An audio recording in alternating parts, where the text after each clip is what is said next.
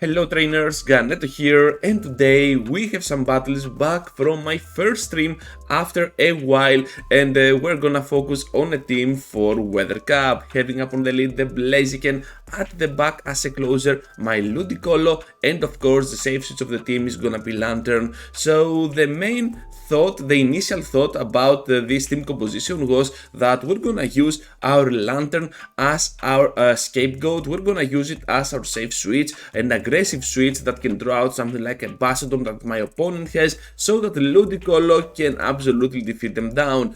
Certain threats, something like a Pelipper for example, are still gonna be troubled against my Razor Leaf damage, so definitely Ludicolo, one of the best closers for the meta. However, you can see that we're gonna have some severe weaknesses, and one of those is gonna be the Charizard, which we're gonna get there in a while. So into the next one now, after we got that really solid win, and we're having the Blaziken on the mirror. I'm pretty sure we can tank one, so I'm just gonna try to do the Blaziken damage on their own. However, my Blaziken doesn't have the best IV, so down we go to theirs, and now we're just gonna get the farm down with our Lantern. At the back they have the Aboma Snow, which is a severe Pokemon for my team, but at this point I'm pretty sure I can go in with my Ludicolo, because I have done a lot of work with my Lantern, with that Thunderbolt, putting it at the point we can farm down with those Razor Leaves. What is there at the back? It must have been something like a Mad Boy, because they top left after that. They also had the shield advantage. That was weird, but it all shows that they might have something like a Swampert, so that's why we won there.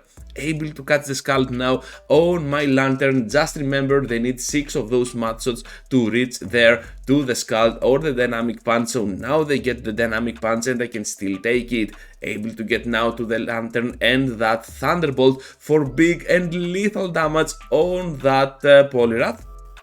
At the back there is gonna be the Macargo, which is super good news for my Lantern. They cannot farm down, I don't know what they were thinking. I can still pressure here with my serves back to back against them, but eventually they're gonna spend 2 shields and now farm down. Blaziken can go in, and to be honest, I'm not afraid at all of this Pokemon. The Rock Tomb is still gonna do a lot of damage to my Blaziken, so that's why I'm blocking a lot here. My defense is getting absolutely devastating here, but at the back they have the Empoleon, so at this point I was kinda scared because Empoleon, I know, has a lot of coverage against my team, but safely we can farm down here, finish off with the Leaf Storm, with the Nuke from the Ludicolo. You love to see it, and Macargo is out of the way. Vincent Instinct up against us with a Charizard, which is our worst nightmare with this team. So obviously we have to stay in, get to the Blaze Kick because they're part Shadow, and we have to try and get at least 1 shield out of them. At this point I'm just gonna go in with my Lantern, and I know that I might have a chance if Charizard gets out of the way. Perhaps they have no other counter for my Ludicolo, it seems like it, but still they got the Charizard alive and well. At this point I'm just gonna get Thunderbolt, and I have to rely on Lantern unfortunately to do all the work that we need, so it's all up to the third Pokemon. Let's see what they might have, because we can definitely farm down here. Even if they have that Charizard, we can be on a very good spot, but look at that, there is gonna be the Swampert and things are not looking that well. Able to reach now to my serve, and I know that this Charizard has another Blast Burn for sure ready to go, so I'm just gonna try and block here, but to be honest it will make no difference at all. I know that the match is already over, so down we go to the Swampert. We still did a nice amount of damage to the Charizard, but let's move forward now into the next one with the Azumarill up on the lead. Horrible lead scenario, we have to get out of there, and we're gonna safe switch ourselves in there with our Lantern. They respawn with the Marowak, so that is kind of a weird team to have, because now we can go with more serves, and they seem like they were kind of weak to the Lantern, so having the Azumarill up on the lead was really towards their advantage, but now perhaps we have a chance here, because we got the surf damage for the Marowak to finish them off. At the back there is gonna be the Swampert, and it seems like like they are having a very nice team against my Blaziken, but they do not have a very nice team against my Ludicolo. Blaziken goes in though, because I know I have to sacrifice some energy on my Pokemon. It is gonna be the Surf, crazy move there, but still we can destroy down the Shadow Swampert with our Razor Leaves, and now the Ice Beam can be taken, of course, which means that we have settled this outcome with our Razor Leafer. Into the next one now, and the Sandslash is gonna be our next opponent. We're doing super effective damage to this Pokemon. Those battles were from the stream, we had a lot of fun, and we managed to hit a 5-0 on the end of the stream with the Blaziken, but look at that, we just got obliterated by the Sludge Wave with that Swampert. That was not expected.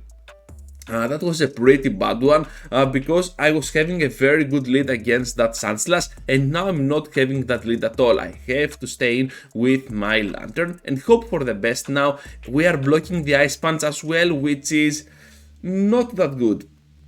Not that good. I did not expect that at all. At the back there is gonna be the Pelipper, and we have to get to the Blaziken for the bait.